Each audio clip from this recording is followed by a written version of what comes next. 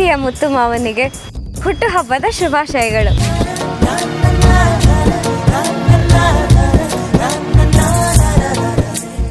ಮುತ್ತು ಮಾವಂಗೆ ದೇವ್ರ ಸನ್ನಿಧಿಲಿ ದೀಪದ ಬೆಳಕಲ್ಲೇ ಶುಭಾಶಯ ಹೇಳ್ದೆ. Wow, romantic.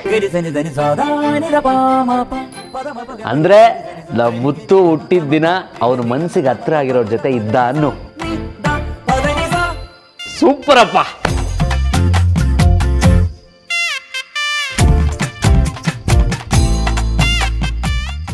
ಅವ್ರ ಮನ್ಸಿಗೆ ಹತ್ರ ಇದ್ದೀನೋ ಇಲ್ವೋ ಗೊತ್ತಿಲ್ಲ ಅಣ್ಣ, ಆದ್ರೆ ಅವ್ರಿಗೆ ಮೊದಲನೇ ಶುಭಾಶಯ ಹೇಳಿದ್ ನಾನೇ. ಆ ಖುಷಿ ನನಗಿದೆ. ಮುತ್ತು ಮನ್ಸಿಗೂ ಹತ್ರ ಇದೆಯಾ, ಬೇಗನೆ ಜೀವನದಲ್ಲೂ ಹತ್ರ ಆಗ್ತೀಯ. ಇದೊಂಥರ ಪವಾಡನೇ ಬಿಡಪ್ಪ. ಪವಾಡನ? ಯಾವ ರೀತಿ ಪವಾಡ ಅಣ್ಣ? ನೀನು ಮುತ್ತು ಜೊತೆ ಸಮಯ ಕಳಿತೀಯ ಅಂತ ಯಾರು ಊಹೆನೂ ಮಾಡಿರಲಿಲ್ಲ. ಅದು ಏಕಾದಶಿಲಿ, ಏಕಾಂತದಲ್ಲಿ, ದೇವಸ್ಥಾನದಲ್ಲಿ, ಅದು ಅಮ್ಮನವ್ರ ಸನ್ನಿಧಿಲಿ ಒಟ್ಟಿಗೆ ಇದ್ದೀರಾ ಅಂದ್ರೆ ಅಮ್ಮನವರು ನಿಮ್ಮಿಬ್ರಿಗೂ ಒಟ್ಟಿಗೆ ಆಶೀರ್ವಾದ ಮಾಡ್ಬೇಕು ಅಂತಾನೆ ಕರ್ಸ್ಕೊಂಡಿದ್ದಾರೆ ಅಂತ ಅರ್ಥ.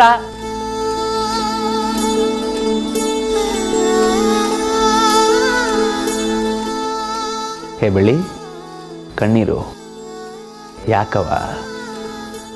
ಈ ದಿನ ನಾನು ಸಾಯೋವರೆಗೂ ಮರೆಯಲ್ಲ ಷಣ್ಮುಗಣ್ಣ. ಈ ಘಟನೆ ನನ್ನ ಮನಸ್ಸಲ್ಲಿ ಹಚ್ಚಿ ಉಳಿದಿದೆ. ಮುತ್ತು ಮಾವಂಗ್ ಶುಭಾಶಯ ಹೇಳೋದಿರ್ಲಿ, ನಾನು ಅವ್ರನ್ನ ನೋಡ್ತೀನಿ ಅಂತಾನೆ ಅನ್ಕೊಂಡಿರ್ಲಿಲ್ಲ. ಆದ್ರೆ ಆ ತಾಯಿ ನನ್ನನ್ನು ಅವ್ರ ಜೊತೆಲಿ ಇರೋ ಹಾಗೆ ಮಾಡಿದ್ಲು. ನಾನು ಅವಳಿಗೆ ಎಷ್ಟು ಕೈ ಮುಗಿದ್ರು ಸಾಲದು. ನಾನು ಅನ್ಕೊಂಡಿದ್ದನ್ನ ನೆರವೇರಿಸ್ಬಿಟ್ಲು. ಒಂದ್ ವೇಳೆ ನಾನು ಸತ್ರು ಪರವಾಗಿಲ್ಲ, ಸಂತೋಷವಾಗಿ ಸಾಯ್ತೀನಿ. ಏ ಬೆಳ್ಳಿ, ಪುರ್ತು ಅನ್ನು. ಸಂತೋಷವಾಗಿರೋ ಟೈಮಲ್ಲಿ ಸಾಯ್ತೀನಿ ಅಂತ ತಪ್ಪವಾಗಿ ಮಾತಾಡ್ತಿದ್ಯಲ್ಲ ನೀನು. ನೀನು ಮುತ್ತು ಜೊತೆಗಿರೋದು ಸಂತೋಷವಾಗಿ ಬಾಳಕ್ಕೆ ಕಡೆ. ಅಮ್ಮ, ಅಜ್ಜಿ, ಡ್ಯಾಡಿ ಅವ್ರು ಯಾವ ವಿಷಯ ನಡಿಬೇಕು ಅಂತ ಪ್ರಾಣ ಬಿಟ್ರು ಅದು ನಡೆಯುತ್ತೆ. ಯಾರಿಂದಲೂ ತಡೆಯಬೇಕು.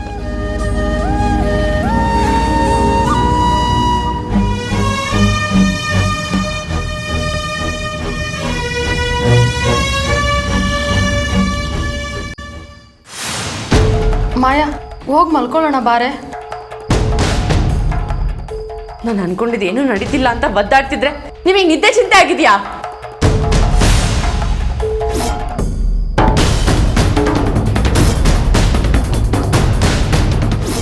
ಎಲ್ಲ ಆಗಿದ್ದು ಇದರಿಂದ.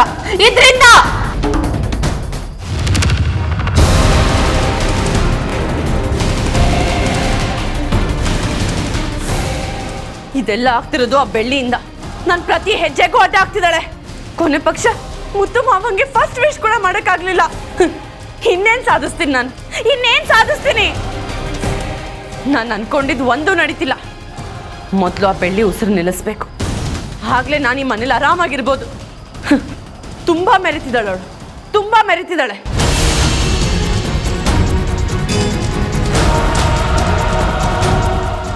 ಎಲ್ಲರೂ ಸೇರಿ ಚಟ್ಟದಲ್ಲಿ ಮರೆಸ್ಬೇಕು. ಹಾಗೆ ಮಾಡ್ತೀನಿ.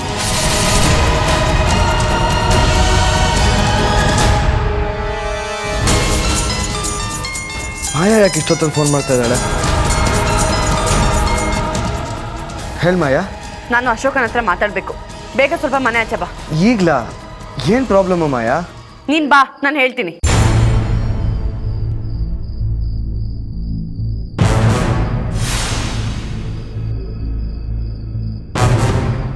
ಏನ್ ಮಾಯಾ, ಫೋನ್ ಮಾಡಿ ಏನೇನೋ ಮಾತಾಡ್ತಾ ಇದ್ಯಾ?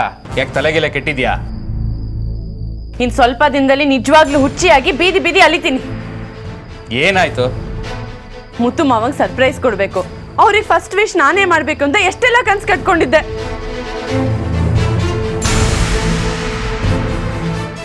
ಅವಳನ್ನ ಈ ವಿಷಯದಿಂದ ದೂರ ಮಾಡ್ಬೇಕು ಅಂತ ದೇವಸ್ಥಾನಕ್ಕೆ ಕಳ್ಸಿದ್ದೆ. ಆದ್ರೆ ಇಲ್ಲ ಆಗಿದ್ದೆ ಬೇರೆ.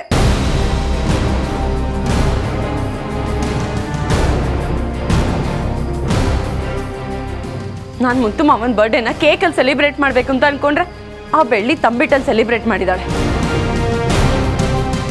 ಮುತ್ತು ಮಾವ ಅದನ್ನೇ ಗ್ರೇಟ್ ಅನ್ನೋ ಹಾಗೆ ಒತ್ತಿ ಒತ್ತಿ ಹೇಳ್ತಿದ್ದಾರೆ. ಒಂದೇ ಒಂದು ಸಣ್ಣ ವಿಷಯ ಕೂಡ ನನ್ನ ಪರವಾಗಿ ನಡೀತಿಲ್ಲ ಅಶೋಕ. ಮುತ್ತು ಮಾವ ಯಾವಾಗ ನೋಡಿದ್ರು ಬೆಳ್ಳಿ ಬೆಳ್ಳಿ ಅಂತಿರ್ತಾರೆ. ಅವ್ರ ಬೆಳ್ಳಿನ ಬಿಟ್ಟು ಪರ್ಮನೆಂಟ್ ಆಗಿ ನನ್ನ ಹತ್ರ ಬರಬೇಕು, ಹಾಗೆ ಮಾಡಬೇಕು. ಇದೆಲ್ಲ ನಡಿಬೇಕು ಅಂದ್ರೆ ಬೆಳ್ಳಿ ಕತೆ ಮುಗಿಸ್ಬೇಕಷ್ಟೇ.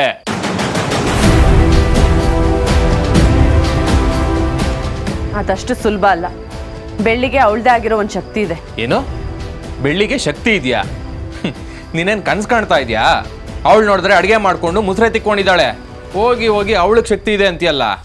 ವಯರು ಚಿಕ್ಕದಾಗಿದೆ ಅಂತ ಅನ್ಕೋತೀವಿ, ಆದರೆ ಅದರಲ್ಲಿ ಎಷ್ಟು ವೋಲ್ಟೇಜ್ ಪವರ್ ಸಪ್ಲೈ ಆಗತ್ತೆ ಅಂತ ಗೊತ್ತಿದೆಯಾ? ಹಾಗೆ ನಾವು ಕೂಡ ಬೆಳ್ಳಿನ ಅಂಡರ್ ಎಸ್ಟಿಮೇಟ್ ಮಾಡಬಾರ್ದು. ಪ್ರಸನ್ನ ಬೆಳ್ಳಿನೇ ಕೊಲೆ ಮಾಡಿರೋದು ಅಂತ ಮಾಯಂಗ್ ಅನುಮಾನ. ಅನುಮಾನ ಅಲ್ಲ ಭೈರ, ಪ್ರಸನ್ನನ ಕೊಲೆ ಮಾಡಿರೋದು ಆ ಬೆಳ್ಳಿನೇ. ಬೆಳ್ಳಿಗೆ ಸ್ಪ್ಲಿಟ್ ಪರ್ಸನಾಲಿಟಿ ಇದೆ. ಏನು ಹೇಳ್ತಾ ಇದೆಯಾ ಮಾಯಾ? ಹೌದು, ಬೆಳ್ಳಿಗೆ ತನ್ನವ್ರಿಗೆ ತೊಂದರೆ ಆಗ್ತಿದೆ ಅಂತ ಗೊತ್ತಾದ್ರೆ ತುಂಬಾ ಉಗ್ರವಾಗಿ ಬದಲಾಗ್ತಾಳೆ. ತನ್ನವರು ಅಂದ್ರೆ ಮುತ್ತು ಸ್ವಾತಿನ?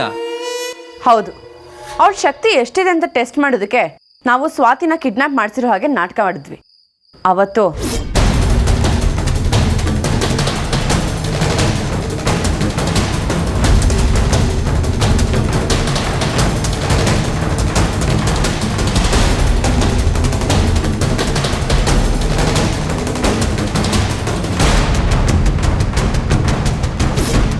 ರೌಡಿಗಳ ಬದಲಾಗಿ ಇನ್ಯಾರು ಸಿಕ್ಕಿದ್ರು ಅವ್ರಿಗೆ ಅದೇ ರೀತಿ ಮಾಡ್ತಿದ್ಲು. ನಿನಗೆ ಕನ್ಫರ್ಮ್ ಇದೆ ಅಂದಮೇಲೆ ಕಂಪ್ಲೇಂಟ್ ಕೊಟ್ಟು ಜೈಲಿಗೆ ಹಾಕಿಸ್ಬೇಕು ತಾನೆ? ಕೋರ್ಟು ಸಾಕ್ಷ್ಯಾಧಾರ ಕೇಳುತ್ತೆ, ಅದನ್ನೆಲ್ಲ ನಾವು ಎಲ್ಲಿಂದ ತರೋದು?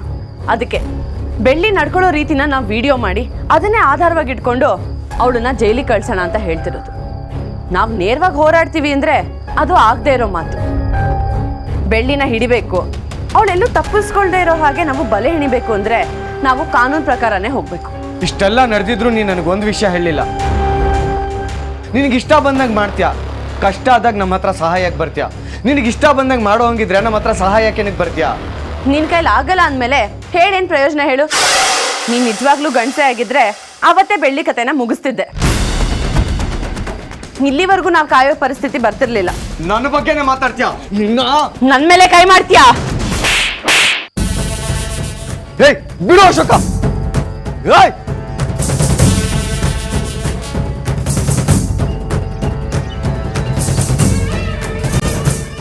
ಏ ಬೈರ, ನಿಂತ್ಕೊ ಒಂದು ನಿಮಿಷ ಸುಮ್ಮನೆ. ಯಾಕೆ ಹಿಂಗೆ ಕಿತ್ತಾಡ್ಕೊಂಡು ಸಾಯ್ತಾ ಇದ್ದೀರಾ? ಏನ್ ಬೈರ ನೀನು? ಸುಮ್ಮನೆ ಅಶೋಕ, ನೀನ್ ಅಡ್ಡ ಬರ್ಬೇಡ. ಇವಳು ನೀವತ್ತು ಹುಟ್ಲಿಲ್ಲ ಅನಿಸ್ಬಿಡ್ತೀನಿ. ಬಿಡು ಅಶೋಕ! ಬೈರ, ಬಿಡು ಅಶೋಕ! ನಿಂತ್ಕೊ. ಮಾಯಿನ ಮೇಲೆ ಕೈ ಮಾಡಕ್ ಹೋಗ್ತಿಯಲ್ಲ, ಬುದ್ಧಿ ಇಲ್ವಾ ನಿನ್ಗೆ? ಇನ್ನೇನು ಅಶೋಕ, ಆಸ್ತಿಗೋಸ್ಕರ ಇವಳು ಹೇಳಿದ್ಲು ಅಂತ ಕೆಲ್ಸದವ್ರ ತರ ಕೆಲಸ ಮಾಡ್ತಾ ಇದೀವಿ. ಇವಳು ಪ್ಲಾನಿಂಗ್ ನಾವು ಸಿಕ್ಕಾಕೊಂಡ್ರೆ ನಮ್ಮನ್ನು ಬಿಡಿಸ್ಕೊಳ್ಳೋರು ಯಾರಿದ್ದಾರೆ? ಕೊನೆಗೆ ಕೋರ್ಟು ಕಚೇರಿ ಅಂತ ಬರೋ ಆಸ್ತಿ ಎಲ್ಲ ಅದಕ್ಕೆ ಕಳಿಬೇಕು.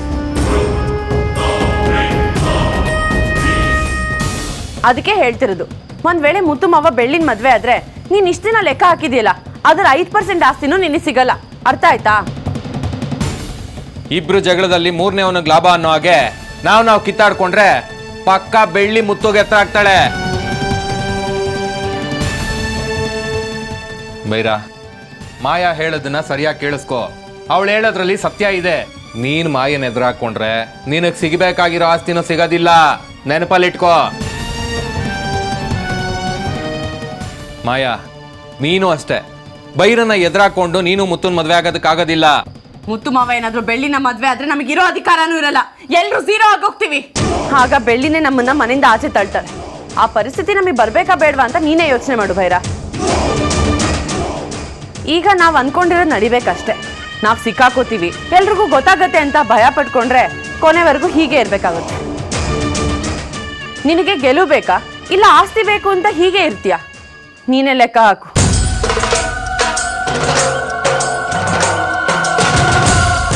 ಐ ಆಮ್ ಸಾರಿ ಭೈರ, ನಿನ್ ಮೇಲೆ ನಾನು ಕೈ ಮಾಡಬಾರ್ದಾಗಿತ್ತು. ನಿನಗೆ ಕೋಪ ಇದ್ರೆ ನನಗೆ ನಾಲ್ಕು ಹೊಡಿ. ಹೊಡಿ ಭೈರ, ಹೊಡಿ, ನನಗೆ ಹೊಡಿ, ಹೊಡಿ, ಹೊಡಿ. ಏನ್ ಮಾಡ್ತಾ ಇದ್ಯಾ? ಹೊಡಿ ಭೈರ. ಪ್ರತಿ ಸರಿ ಮುತ್ತು ಮಾವ ನನ್ನನ್ನು ದೂರ ಮಾಡಿದಾಗ ನನಗೆ ತಡ್ಕೊಳಕ್ ಆಗದೆ ಇರೋಷ್ಟು ಕೋಪ ಬರುತ್ತೆ. ಆದ್ರೂ ಏನ್ ಮಾಡ್ಲಿ, ಎಲ್ಲ ನನ್ನೊಳಗೆ ತಡೆದಿಡ್ಕೊಂಡಿದ್ದೀನಿ. ಸರಿ, ಅದೆಲ್ಲ ಬಿಡು. ಈಗ ಏನ್ ಮಾಡ್ಬೇಕು? ಬೆಳ್ಳಿಲಿರೋ ಶಕ್ತಿ ಹೊರಗೆ ಬರಬೇಕು. ಅವ್ರ ಕೋಪ ಜಾಸ್ತಿಯಾಗಿ ಒಬ್ಬರನ್ನ ಕೊಲೆ ಮಾಡಬೇಕು. ನಾವು ಅದನ್ನ ವಿಡಿಯೋ ರೆಕಾರ್ಡ್ ಮಾಡಿ ಪೊಲೀಸಿಗೆ ಒಪ್ಪಿಸಿ ಬೆಳ್ಳಿನ ಜೈಲಿಗೆ ಕಳಿಸ್ಬೇಕು. ಕೊಲೆನಾ? ಹೌದು, ನಾವು ಇಷ್ಟು ಮಾಡಿದ್ರೆ ಸಾಕು, ಮುಂದಿಂದು ಪೊಲೀಸ್ ನೋಡ್ಕೋತಾರೆ. ಬೆಳ್ಳಿ ಸಾಯಿಸೋ ವಿಚಾರನ ನನಗೆ ಬಿಡು, ನಾವು ಅನ್ಕೊಂಡಿರೋದನ್ನ ಸಾಧಿಸ್ತೀನಿ. ಮುತ್ತು ಮಾವನ್ ಬರ್ಡೇ ಅವ್ನು ಮುಗಿಲಿ, ಅದಾದ್ಮೇಲೆ ಬೆಳ್ಳಿ ಕತೆ ಮುಗಿಸೋಣ. ಆದ್ರೂ ಒಂದು ಅರ್ಥ ಆಗ್ತಲ್ಲ ಮಯ್ಯ. ಏನು? ಅಣ್ಣ ಬೆಳ್ಳಿ ಹೇಳ್ದಂಗೆ ಕೇಳ್ತಾನೆ ಅಂದಮೇಲೆ ನೀನು ನಡ್ಸೋ ಪಾರ್ಟಿಗೆ ಅಣ್ಣ ಬರ್ತಾನೆ ಅಂತ್ಯ. ನೀನು ಹೇಳ್ದಂಗೆ ನಡೆಯತ್ತಾ? ಯಾವ ದಾರಿಲಿ ಹೋದ್ರೆ ಎಲ್ಲಿಗೆ ತಲುಪ್ತೀವಿ ಅಂತ ಮುಂಚೆನೇ ನಿರ್ಧಾರ ಮಾಡ್ಕೋಬೇಕು ಬೈರ. ಆ ಗುರಿ ಮುಟ್ಟೋವರೆಗೂ ಬಿಡಬಾರ್ದು. ಮುತ್ತು ಮಾವನ ಹೇಗೆ ಒಪ್ಪಿಸ್ಬೇಕು ಅಂತ ನನಗೆ ಚೆನ್ನಾಗಿ ಗೊತ್ತು.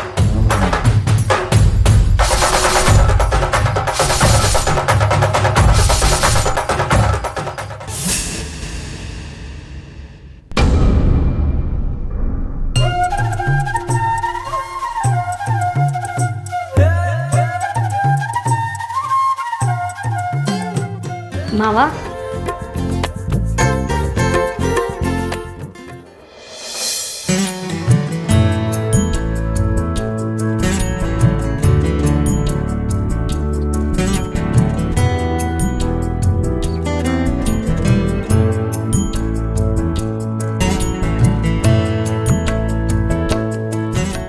ಏನಾಯ್ತು ಬೆಳ್ಳಿ, ಯಾಕಾಗಿ ನಗ್ತಿದ್ಯಾ?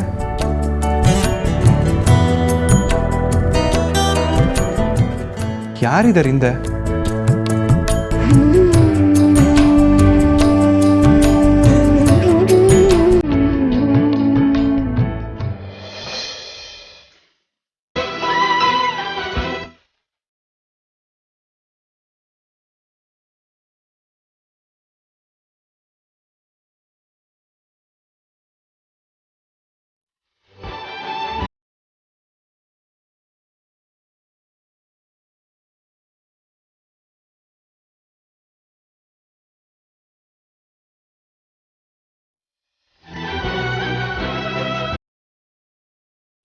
ಹುಟ್ಟುಹಬ್ಬದ ಶುಭಾಶಯಗಳು.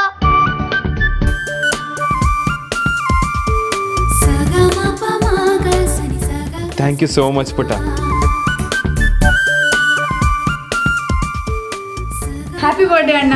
Thank you Aishu. ಅತ್ತೆ, ಇವಾಗ ವಿಶ್ ಮಾಡಾಯ್ತಲ್ಲ, ಇವಾಗ ಅಪ್ಪನ ಬೇರೆ ನಾವೇ ಬೇರೆ. ಬನ್ನಿ. ಏ, ಏನಿದು ವಿಶ್ ಮಾಡಿ ಈ ತರ ಬಾಂಬ್ ಇಟ್ಟು ಹೋಗ್ತಿದ್ಯಾ? ಇನ್ನೇನಪ್ಪ, ನಿಮ್ಗೋಸ್ಕರ ಅಂತ ಕೇಕ್ ತಂದು 11 ಗಂಟೆ ತನಕ ನಾವು ಕಾದಿದ್ವಿ. ಆದ್ರೂ ನೀವು ಬರ್ಲಿಲ್ಲ, ಚಿಕ್ಕಿನೂ ಬರ್ಲಿಲ್ಲ. ನನಗೆಷ್ಟು ಬೇಜಾರು ಆಯ್ತು ಗೊತ್ತಾ?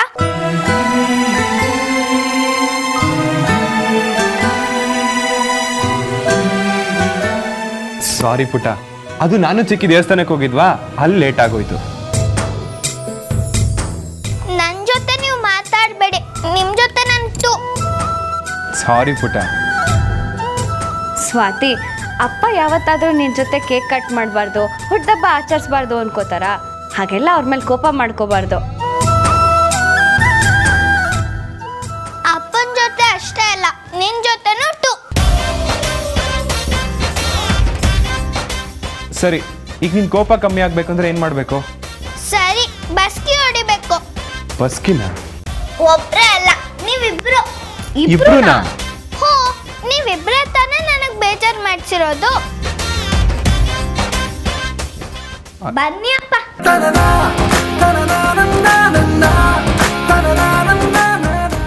ರೆಡಿ? 1 2 3 ಸ್ಟಾರ್ಟ್. ಹೊಡಿರಿ ಇವಾಗ.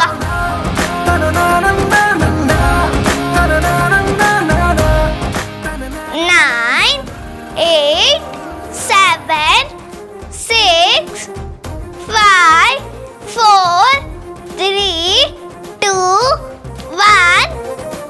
ನೀವಿಬ್ರು ಕೋತಿಗಳ ತರ ಕಾಣಿಸ್ತಿದ್ದೀರಾ. ನಮ್ಮನೆ ಕೋತಿ ಅಂತ್ಯಾ?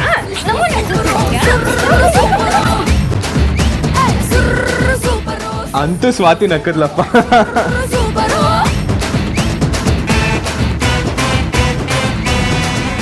ಅಪ್ಪ, ನಿಮ್ಗೆ ಇಷ್ಟ ಅಲ್ಲ, ಇನ್ನೊಂದು ಪನಿಷ್ಮೆಂಟ್ ಇದೆ. ಇನ್ನೂ ಒಂದು ಪನಿಷ್ಮೆಂಟಾ? ಸಂಜೆ ನಾವು ನಿಮ್ಮ ಬರ್ಡೇ ಪಾರ್ಟಿ ಇಟ್ಕೊಂಡಿದ್ದೀವಿ. ಅದಕ್ಕೆ ನೀವು ಬಂದು ಕೇಕ್ ಕಟ್ ಮಾಡಬೇಕು. ನಾನೆಲ್ಲೋ ಮೇಡಮ್ ಅವ್ರು ಇನ್ನೂ ದೊಡ್ಡ ಪನಿಷ್ಮೆಂಟ್ ಕೊಡ್ತಾರೆ ಅನ್ಕೊಂಡಿದ್ದೆ. ಸರಿ ಮೇಡಮ್, ನೀವು ಹೇಳ್ದಾಗೆ ಬಂದು ಕೇಕ್ ಕಟ್ ಮಾಡ್ತೀನಿ, ಸರಿನಾ? ಜೊತೆಗೆ ಇಟ್ಕೋಬೇಕು? ಅಳಿ ಅಂದ್ರೆ ಮಾಯಾ ಏನ್ ಮಾಡ್ಕೊಂಡಿದ್ದಾಳೆ ನೋಡಿ ಬನ್ನಿ. ಏನಾಯ್ತತೆ? ಬನ್ನಿ ಅಳಿ ಅಂದ್ರೆ ಹೇಳ್ತೀನಿ.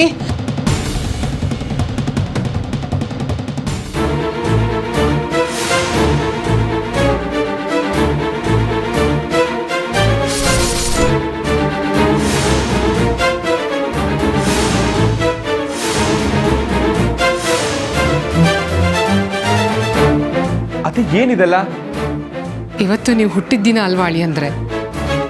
ಹೋದ ಸಲ ಹೇಗೆ ಗ್ರ್ಯಾಂಡಾಗಿ ಸೆಲೆಬ್ರೇಟ್ ಮಾಡಿದ್ಲೋ ಹಾಗೆ ಈ ಸರಿನೂ ತಾನೇ ಮುಂದೆ ನಿಂತು ಡೆಕೋರೇಟ್ ಮಾಡಿ ನಿಮಗೆ ಶುಭಾಶಯ ಹೇಳಬೇಕು ಅಂತಿದ್ಲು. ಆದರೆ ಅದಾಗಲಿಲ್ಲ. ರಾತ್ರಿ ನಿಮಗೋಸ್ಕರ ಕೇಕ್ ತಂದು ಗಿಫ್ಟನ್ನೆಲ್ಲ ರೆಡಿ ಮಾಡಿ ನೀವು ಬರ್ತೀರಾ ಅಂತ ಕಾಯ್ತಾ ಇದ್ಲು. ಆದರೆ ನೀವು ಅವಳಿಗೆ ಸಿಗ್ಲಿಲ್ಲ. ನಿನ್ನೆ ವಿಶ್ ಮಾಡಿದ್ಲು ಅತ್ತೆ? ಹಾ, ವಿಶ್ ಮಾಡಿದ್ಲು. ಆದರೆ ಮೊದಲು ವಿಶ್ ಮಾಡಲಿಲ್ವಲ್ಲ, ಅದಕ್ಕೆ ಈ ರೀತಿ ಅವಳೆ ಶಿಕ್ಷೆ ಕೊಟ್ಕೊಂಡಿದ್ದಾಳೆ. ನಿನ್ನೆ ನಾನು ಎಲ್ಲಿದ್ದೆ?